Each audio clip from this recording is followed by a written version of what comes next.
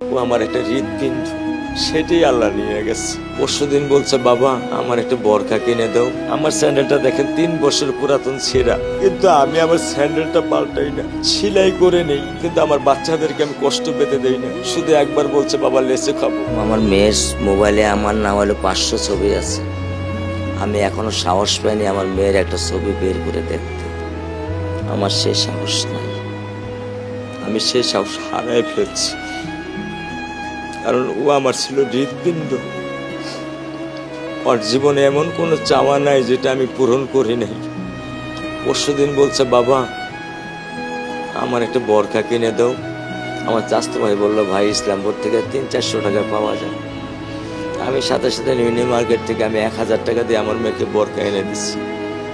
আমি দরিদ্র, ভাঙা বাসায় থাকি, কিন্তু আমার সন্তানদেরকে আমি কখনোই দারিদ্রতার স্বাদ পেতে দেইনি।